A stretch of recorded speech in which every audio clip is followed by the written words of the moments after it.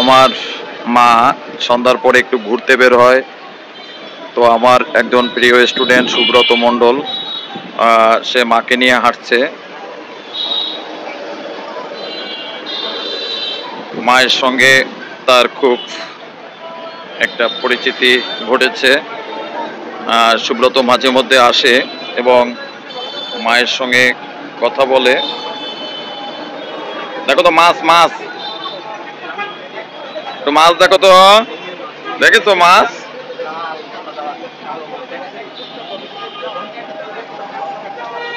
আর দেখবে না? না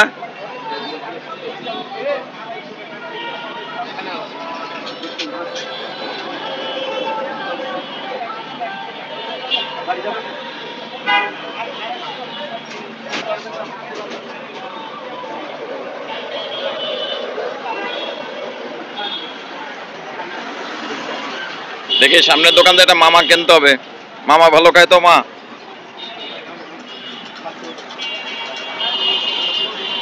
নাও সুব্রত, এটা রাখো মায়ের ওষুধ।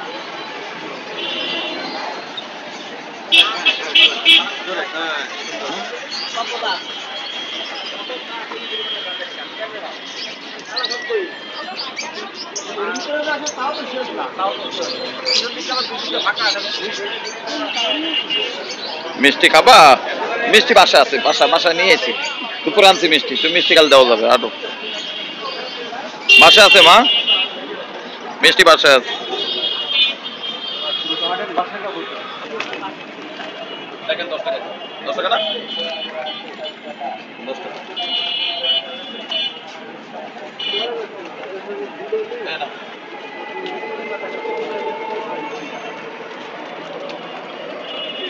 ঠিক আছে ঠিক আছে, এটা তো তুমি খাও মা, ভালো না। খাও খাও, ওটা ভালো খাও, তুমি আগে খেয়েছো, খাও। আর ওটা ছিল না, খাও না, মুখে দাও, ওটা ভালো তুমি। হ্যাঁ সাবান দাও, সাবান দাও, সাবান দাও, ওটা ফেলায় না, ওইটা খায়। হ্যাঁ ওইগুলোই খায়, ওইগুলো খায়। চলো ভুলে গেছো, ওইগুলো খেয়েছো আগে। তোমাকে আমি ধরে রাখছি, সমস্যা না। বসো, এই পাশে থাকতে হবে, মায়ের পাশে নেলে অনেক দূরে দূরে থেকে না।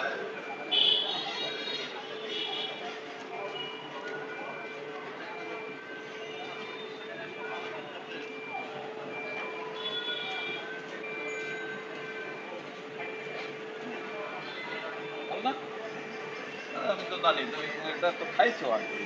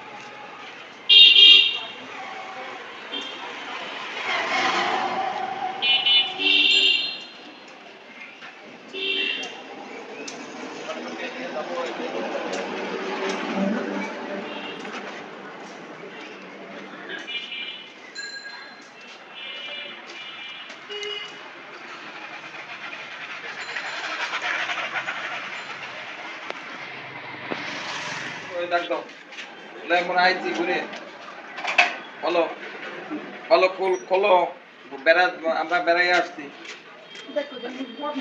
না না পড়বা কেন আমি ধরা আছি তুমি যাও লাইট চালাই দাও দেখো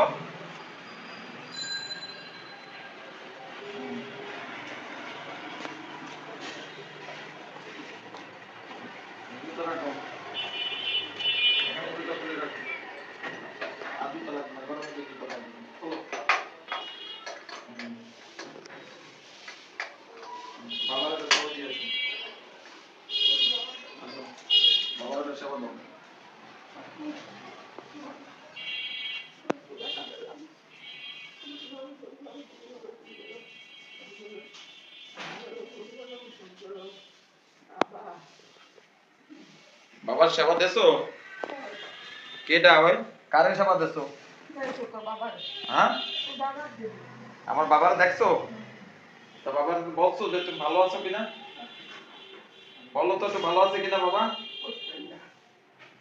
আজ 23 জুলাই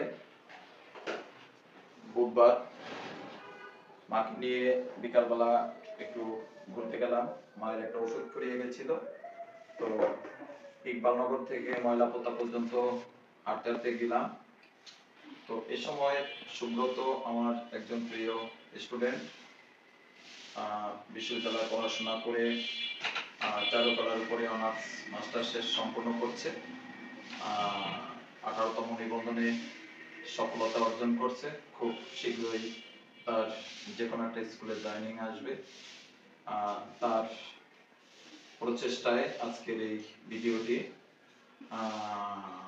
কি ঘামাইছে তাই হ্যাঁ ঘামাইছে তোমার তো ঘামাইছে দেখেন আমি কে আমার মার স্মৃতিশক্তি নাই অথচ আমি যে বাইরে থেকে আসছি ঘেমে গেছি সেই ঘামটা তার শারীর আঁচল থেকে মুছে দিচ্ছে কি বলে মা তো আমি সুব্রতর কাছে কি বলবো সুব্রতকে ধন্যবাদ এবং আশীর্বাদ করি তার এই যে ভিডিও ধারণ করে দেওয়ার জন্য তার প্রচেষ্টায় এই ভিডিও ধারণ করা হলো আমি একটু সুব্রতকেও রাখি মায়ের সাথে আমি যাদের চারুকলার ভর্তি কোচিং করিয়ে থাকি তাদের সব সময় আমার চেষ্টা থাকে যে তাকে একজন আদর্শ মানুষ হিসাবে তৈরি করে দেওয়া তো আমার দৃঢ় বিশ্বাস সুব্রতর মা বাবাকে সে টেক কেয়ার করতে পারবে এটা এতটুকু বিশ্বাস তার প্রতি আমার আছে আমার বাসায় আসলে পরই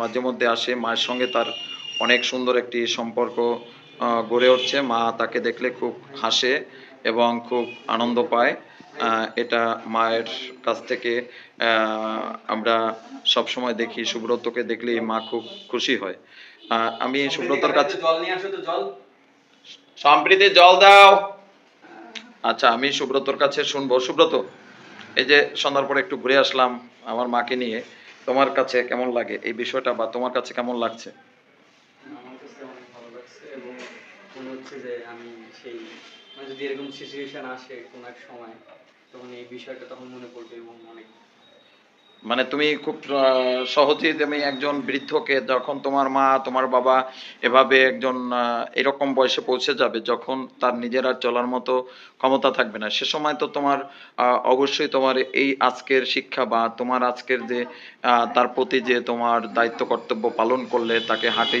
আমি কত সময় হাঁটছি তুমি কত সময় হেঁটেছো তার হাত ধরে বা তারপরে আমি ওষুধ আনতে গেছি তুমি রাস্তার অপোজিটে ছিলা এই যে তাকে মানে সে তো আসলে স্থির না এক জায়গায় 30 সেকেন্ডও বসবে না মানে এই যে তার অস্থিরতা মানে তাকে যে তুমি কন্ট্রোল করতে পারছো বা কন্ট্রোল করেছো এটা তোমার কাছে বিরক্ত বোধ করছে কিনা বা তুমি এটা থেকে কিছু শিক্ষা পেলে কিনা মানে জীবনে কিছু শিখতে পেরেছি অনেক কিছু যে একজন মানুষ যখন স্মৃতিশক্তি হারিয়ে ফেলে এরকম একজন বয়সিয়ান মানুষকে কিভাবে টেক কেয়ার করতে হয় একজন মাকে তাই তো তা এটা তোমার ওই যে দুইজন মানুষ দেখলাম কথা বলছে মা তারা কি বিরক্ত বোধ করছিল নাকি একটু কৌতূহল ছিল যে হঠাৎ করে এরকম হচ্ছে কেন ও আমি বললাম তখন ওরা আরো একটু আগ্রহ পেল যে না তাহলে আমরা একটু কথা বলে দিই ও আচ্ছা আচ্ছা কি বলা যায় এটাকে মানে তারাও চেষ্টা করছিল যে উনি কি বলছে সেটা মনোযোগে শোনা। ও আচ্ছা আচ্ছা। এবং না এটা তো আমরা রাস্তায় যখনই মাকে নিয়ে আমি বের হই, বের হলে পরেই দেখা যায় মা ম্যাক্সিমাম দিনই তার পাশ থেকে কেউ হেঁটে যাওয়া শুরু করলে তাকে ডাকে, "ও দিদি, ও দাদা।" এই যে কথাগুলো বলে, এটা আমি তখনই বলি যে আমার মা আসলে স্মৃতিশক্তি হারিয়ে ফেলছে। তখন তারা আরো খুশি হয় হ্যাঁ, যে তাকে যে আমরা টেক কেয়ার করছি বা আমি যে তাকে সময় দিচ্ছি, এজন্য তারা অত্যন্ত খুশি হয় এবং ধন্যবাদ জানায় আমাকে তাৎক্ষণিকভাবেই যে আপনাকে ধন্যবাদ যে আপনি মাকে সময় দিচ্ছেন, মাকে নিয়ে এই যে ঘুরতে বেরিয়েছেন, আপনি আপনার জীবন ধন্য, আপনার মায়ের জীবন ধন্য। মানে আপনার মা অনেক ভাগ্যবান। এটা আমাকে অনেকেই কিন্তু বলে। আমি অনেক দিনই এই বাইরে নিয়ে যাই নিরালা বা অন্যান্য জায়গায়। সব জায়গায়ই আমি সময় পেলেই এক কথায় সময় পেলেই মাকে নিয়ে বাইরে যাওয়ার চেষ্টা করি। তো তোমাকে ধন্যবাদ আবারও এবং তোমাকে আশীর্বাদ করি তুমি জীবনে সুখী হও। মা-বাবাকে তুমি অবশ্যই ভালোবাসবে। দেখবে এর চেয়ে আর সুখ কোনো কিছুতে পাবে না। আর শুধু মা-বাবা না, মানে মা-বাবা একজন যখন বিয়ে করে আমার দৃষ্টি থেকে শ্বশুর-শাশুড়িও কিন্তু মা-বাবা হয়ে যায়। তখন কিন্তু তুমি তাদেরও সেই তদ্রূপ যত্ন করতে হবে। তা না হলে কিন্তু তোমার সহধর্মিণী অর্থাৎ তোমার যে স্ত্রী হবে সে কিন্তু তোমার মা-বাবাকেও কিন্তু কখনো এভাবে যত্ন করবে না। আর তুমি যখন তাদের মা-বাবাকেও ওইভাবে মা-বাবা ভেবে নিবে বা তুমি ভালোবাসবে তখন কিন্তু তোমার সহধর্মিণী তোমার মা-বাবাকেও কিন্তু ওইভাবেই কিন্তু আপন করে নিবে এবং তাদের কষ্ট হলে দেখবা তোমার সহধর্মিণী ঘুম খাওয়া বন্ধ হয়ে যাবে। এটা তুমি যতটুকু করবে তোমার জন্য ততটুকু সেও করবে। এটাই বিষয়। অর্থাৎ কারো কাছ থেকে কিছু পেতে গেলে তাকে কিছু দিতে হয়। রাইট কিনা? আচ্ছা, না তো তোমার জন্য শুভকামনা। আমার মার কাছে শুনবো। মা, তুমি কেমন আছো? তুমি কেমন আছো? ওরে বাবা, আসো তুমি এদিকে আসো তো। এই কে এখানে এখানে এখানে আমার এখানে বসে আছে কে? এখানে দেখো তো এই কে? এই কে বলো তো? ওই কার ছবি? হ্যাঁ? ওরে বাবা, ডাক্তারবাবু বলেছেন মাকে সঙ্গ দিলে এবং ভালো পরিবেশে নিলে কিছুটা পরিবর্তন হবে। তো আপনারা সবাই মায়ের জন্য শুভকামনা করবেন। আমার নিজের ডিউটি ছাড়া যতটুকু সময় থাকে আমি মায়ের সঙ্গেই ব্যয় করি। আমার মায়ের জন্য শুভকামনা করবেন।